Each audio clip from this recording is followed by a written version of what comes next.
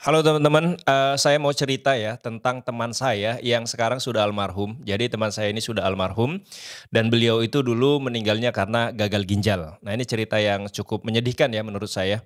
Jadi beliau meninggal di usia 24 atau 25. Jadi di usia yang masih sangat muda dan sudah, mengalami gagal ginjal dan karena gagal ginjal itulah kemudian beliau meninggal. Nah ceritanya ya, gagal ginjalnya itu terjadi karena beliau itu dulunya itu sering mengkonsumsi minuman-minuman berenergi. Kita sebut saja seperti misalkan ada minuman berenergi kan banyak ya yang ada di pasaran, ada Extra Joss, ada Krating Daeng, ada macam-macam lah. Nah minuman itu sebenarnya nggak salah kalau misalkan kita mengkonsumsinya tidak berlebihan.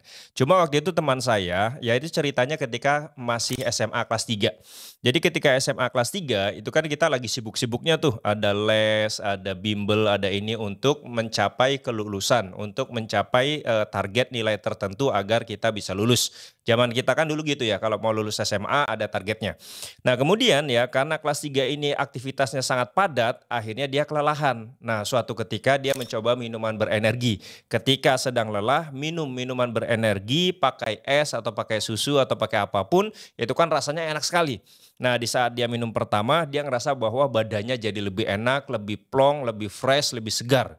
Nah, besoknya dia akhirnya mengkonsumsi itu karena dia pikir, wah enak nih gitu ya. Besoknya dia konsumsi lagi, awalnya sehari itu cuma sekali, naik jadi sehari 2 kali, naik jadi sehari 3 kali. Nah, dari SMA lanjut ke kuliah, kemudian sampai di usia 20-an dia didiagnosis atau diperiksa ternyata mengalami gagal ginjal.